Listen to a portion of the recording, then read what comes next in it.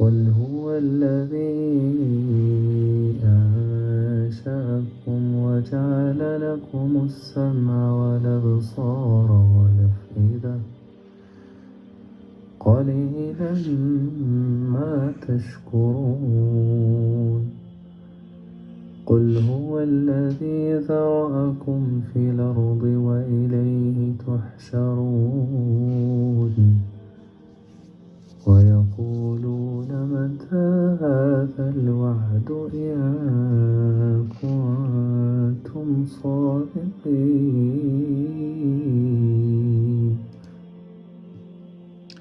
السلام علیکم ورحمۃ اللہ وبرکاتہ۔ مجھے امید ہے کہ آپ سب خیریت سے ہوں گے اور اللہ کی پناہ میں ہوں گے، اللہ کی ایمان میں ہوں گے۔ اللہ آپ کو خیر عافیت سے رکھے اور اپنی پناہ میں رکھے۔ قرآن پاک میں ایک آیت ہے، بڑی ہلا دینے والی آیت ہے، جو آج کل ہماری سوسائٹی کا نام بن چکا ہے، اور یہ جاہلیت کے دور میں یہ چیزیں ہوتی تھی، اور اب زیادہ پڑھے لکھے لوگ آ چکے ہیں، اسٹل یہ جاہلیت کسی نہ کسی روپ میں نظر آ رہی ہے ہمارے معاشرے میں۔ تو میں کہا میں آپ کے ساتھ یہ آیت شیئر کروں، اور یہ قرآن پاک کی سورۃ تکویر ہے، اس کی آیت ہے، میں آپ کے ساتھ ترجمہ اس کا شیئر کرتا ہوں۔ اور جس بچی کو زندہ قبر میں گاڑ دیا گیا تھا، اس سے پوچھا جائے گا کہ اسے کس جرم میں قتل کیا گیا تھا۔ میں دوبارہ پڑھتا ہوں۔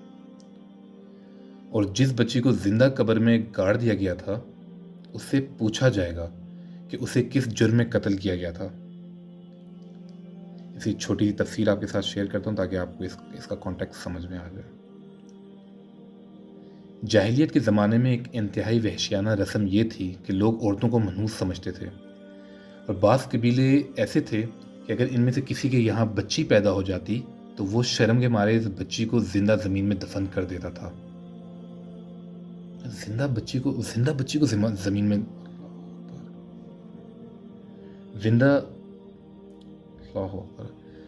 اس بچی کو زندہ زمین میں دفن کر دیتا تھا۔ قیامت میں اس بچی کو بلا کر پوچھا جائے گا کہ تمہیں کس جرم میں موت کے گھاٹ اتارا گیا تھا۔ اس سے ان ظالموں کو سزا دینا مقصود ہوگا جنہوں نے اس بچی کے ساتھ ایسی درندگی کا معاملہ کیا۔ اس سے میں آپ کے ساتھ کیا بات کروں، یہ آپ کو میں سے بہت اچھے علماء مل جائیں گے، بہت اچھے آپ کو اس میں لوگ بولنے والے مل جائیں گے۔ بس معاملہ یہ تھا کہ آپ تک یہ بات پہنچائیں، آپ تک یہ بات سنائیں کہ ہمارے معاشرے میں بھی یہ درندگی ہے یا نہیں ہے۔ اللہ، ایسے بھی لوگ ہوتے ہیں کہ اپنی زندہ بچیوں کو، مطلب عورت جو تھی، مطلب یہ عرب کا بتا رہے ہیں، عرب میں جاہلیت کے دور میں عورت کو منحوس سمجھا جاتا تھا اور بڑا شرمندگی ہوتی تھی کسی گھر بیٹی پیدا ہو، بچی پیدا ہو۔ یہ اسلام آیا، اسلام نے اس بچی کو، اس عورت کو عزت دی، اور وہ آج ہماری ماں ہے، ہماری بیٹی ہے، ہماری بہن ہے۔ اللہ اکبر۔ اس کے ساتھ میں آپ کے ساتھ ایک اور صورت شیئر کرتا ہوں۔ اللہ اکبر۔ یہ بھی صورت قرآن پاک میں سے، سورۃ النحل میں سے لی گئی ہے۔ اس آیت کا میں آپ کو ترجمہ آپ کے ساتھ شیئر کرتا ہوں۔ اللہ اکبر۔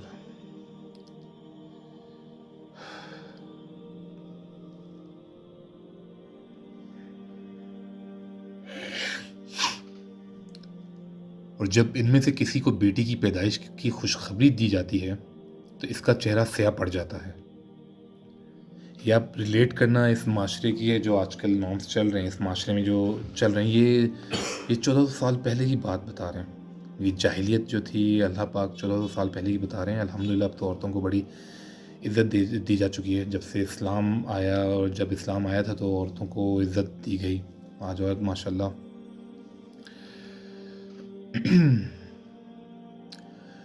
اور جب ان میں سے کسی کو بیٹی کی پیدائش کی خوشخبری دی جاتی ہے تو اس کا چہرہ سیاہ پڑ جاتا ہے۔ ریلیٹ کریں اپنے ساتھ یہ، اور وہ دل ہی دل میں کڑتا رہتا ہے، اس خوشخبری کو برا سمجھ کر لوگوں سے چھپاتا پھرتا ہے۔ مطلب بیٹی ہوئی ہے، اس کو اس معاشرے میں چھپاتا پھر رہا ہے، یہ جس کو اللہ نے کہا یہ رحمت ہے۔ اس خوشخبری کو برا سمجھ کر لوگوں سے چھپاتا پھرتا ہے اور سوچتا ہے کہ ذلت برداشت کر کے اسے اپنے پاس رہنے دے یا اسے زمین میں گاڑ دے۔ دیکھو انہوں نے کتنی بری باتیں طے کر رکھی ہیں. اللہ اکبر. یہ سورۃ التکویر کے ساتھ، سورہ تکویر کے ساتھ جا کے ملتی ہے جو زندہ گاڑ دیتے تھے. یہ سوچنے والی بات ہے. اس کا آپ جو ہے عورتیں بھی، اب جو بہنیں میری وہ بھی سوچیں اس بارے میں کہ اسلام سے پہلے کیا عورتوں کا حال تھا، اور اسلام نے ان کو عزت دی، ان کو سلیقہ دیا، ان کے حقوق رکھوائے. نہیں تو یہ حالت ہوتی تھی ان عورتوں کے ساتھ، ان بہنوں کے ساتھ. اللہ اکبر. اور جو مرد حضرات ہیں وہ بھی جو ہے اپنی جو بیویاں ہیں، جو اپنی بہنیں، اپنی ماں ہیں، ان کے ساتھ بڑا اچھا رویہ رکھیں. ان جاہلوں جیسے، ان جاہلیت جیسے ان میں چیزوں میں نہ پڑنا، کیونکہ قرآن پاک میں بڑے کھلے الفاظوں میں بتا دیا گیا یہ جاہلیت کے دور تھے یہ. اور آئی ہوپ کہ ہم میں سے کوئی اب اپنی خواتین کے ساتھ ایسا نہیں کرتا ہوگا. اور بیویاں جو ہیں وہ تو یار آپ کا ساتھ ہے، آپ کا لباس ہے. اللہ قرآن پاک میں کہتے ہیں وہ تمہارا لباس ہے اور تم ان کا لباس ہے. تو وہ تمہارا لباس ہے اور تم ان کا لباس ہو. مطلب کہ اگر ایک بیوی کہیں پہ جاتی ہے اور اپنے شوہر کی برائیاں کرتی ہے تو وہ اپنے کپڑے نہیں، وہ اپنے شوہر کے کپڑے نہیں، وہ اپنے کپڑے اتار رہی ہوتی ہے، کیونکہ شوہر اس کا لباس ہے. اور ایک شوہر اپنی بیوی کہیں پہ جا کے برائیاں کر رہا ہوتا ہے تو وہ اپنے نہیں، وہ اپنی بیوی کے کپڑے اتار رہا ہوتا ہے، کیونکہ اللہ نے کہا ہے وہ تمہارا لباس ہے اور تم ان کا لباس ہو. ایک دوسرے کا لباس کہا گیا ہے میاں بیوی کو. اس سے پیارا رشتہ اور کون سا ہو سکتا ہے. اللہ اکبر. اس رشتے کے بارے میں، اور وہ حدیث صحیح مسلم سے ہے، حدیث نمبر 2813. اللہ اکبر. رسول اللہ صلی اللہ علیہ وسلم نے فرمایا ابلیس اپنا تخت پانی پر بچھاتا ہے، پھر وہ اپنے لشکر روانہ کرتا ہے. اس کے سب سے زیادہ قریب وہ ہوتا ہے جو سب سے بڑا فتنہ ڈالتا ہے. ان میں سے ایک آ کر کہتا ہے میں نے فلاں فلاں کام کیا ہے. وہ کہتا ہے تم نے کچھ نہیں کیا. پھر ان میں سے ایک آ کر کہتا ہے میں نے اس شخص کو جس کے ساتھ میں تھا اس وقت تک نہیں چھوڑا یہاں تک کہ اس کے اور اس کی بیوی کے درمیان تفریق کرا دی. اللہ اکبر. شیطان کے چیلے ہیں اور شیطان اپنے تخت پہ بیٹھا ہوا ہے اور روز اس کو جو رپورٹس جا رہی ہیں، مل رہی ہیں اس کے چیلوں کی طرف سے. تو ایک نے کہا میں فلاں فلاں جگہ پہ جا کے فتنہ پھیلایا ہے. اس نے کہا تم نے کوئی کام نہیں کیا.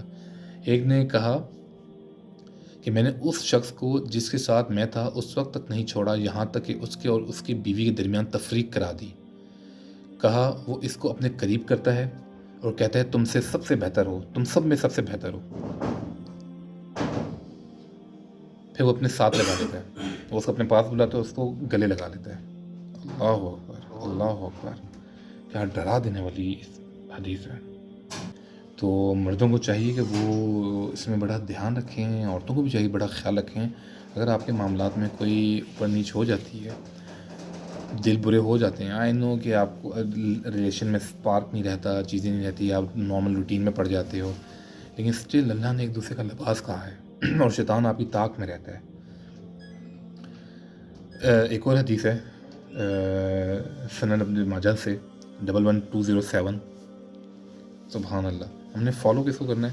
ہم نے فالو حضرت محمد صلی اللہ علیہ وسلم کی لائف کو کرنا ہے اپنے ہر معاملات میں. اللہ نے ان کو ہمارا آخری نبی بنا کے بھیجا ہے اور اللہ نے کہا ہے ان کی اطاعت کریں. تو ہم نے تو ہر حالت میں بھائی ان کی اطاعت کرنی ہے اپنے نبی کی. اور حضرت محمد صلی اللہ علیہ وسلم نے کیا پیاری بات کی ہے سب سے بہتر وہ لوگ ہیں جو اپنی عورتوں کے لیے بہتر ہوں. سب سے بہتر وہ لوگ ہیں جو اپنی عورتوں کے لیے بہتر ہیں. تو ہم میں سے کتنے لوگ اپنی عورتوں کے ساتھ بہتر ہیں؟ اس پہ سوچنا چاہیے اور اس پہ غور و فکر کرنی چاہیے. کمزور ذات ہے، کمزور ہے. عورت اور مرد کا مقابلہ آپ کیسے کر سکتے ہیں؟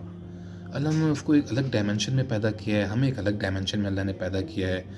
دونوں کے جیڈیز ڈفرینٹ ہیں. تو ایک مرد کہاں عورت پہ زور آزمائی کر سکتا ہے؟ اس بیچاری کے اس کمزور ذات کے کچھ اور اللہ نے معاملات رکھے ہیں، وہ اس میں الحمدللہ پرفیکٹ ہے. تو بڑا ہی حقیر، بڑا ہی کوئی غلط ورڈ استعمال نہیں کرنا چاہتا ہے، بہت ہی حقیر، بہت ہی فضول قسم کا انسان ہے جو عورت پہ زور آزمائی کرتا ہے، عورت پہ ہاتھ اٹھاتا ہے. سمجھ سکتے ہیں میں کیا میرے اندر آ رہا ہے، میرے منہ پہ الفاظ آ رہے ہیں، میں روک رہا ہوں ان کو. تو جو عورت پہ ظلم کرتا ہے، عورت کو نیچا دکھاتا ہے، عورت کو کم تر سمجھتا ہے، ٹھیک ہے، یہ مرد نہیں ہے. یہ کیا عورت کے ساتھ مقابلہ کر رہے ہیں؟ تو اپنے گھر کو بہتر بنائیں.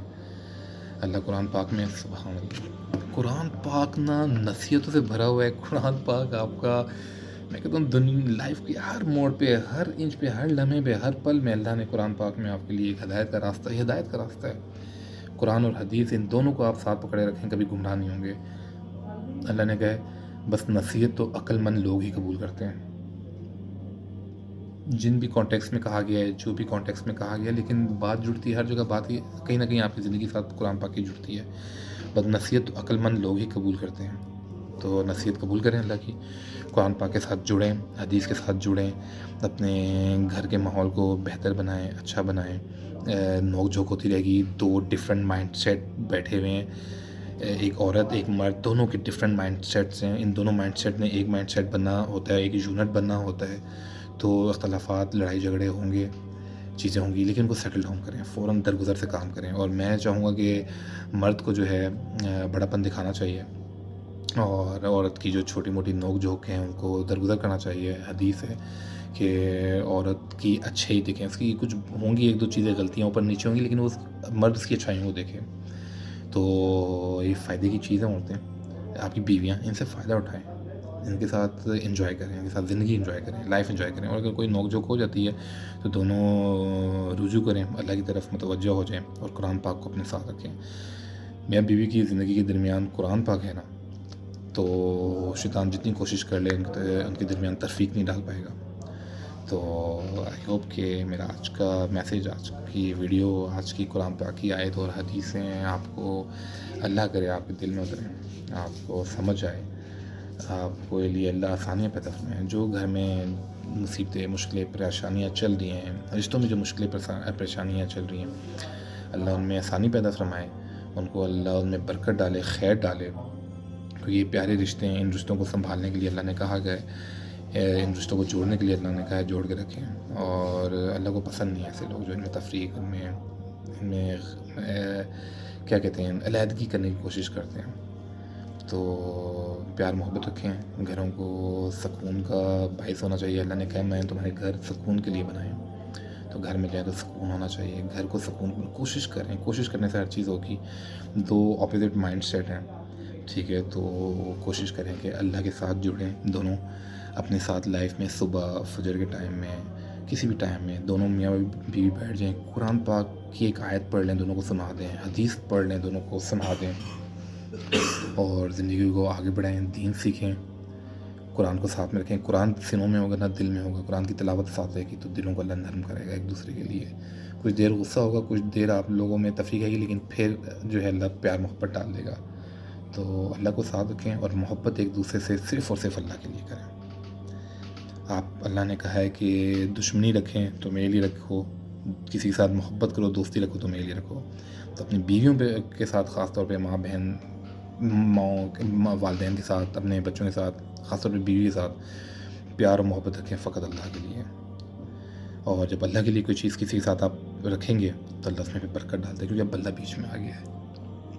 تو کوشش کریں کہ آپ لوگ اپنی زندگی کو خوشگوار بنائیں، اور یہاں پہ لوگوں نے بنانا ہے، آپ ہی لوگوں نے کوشش کرنی ہے.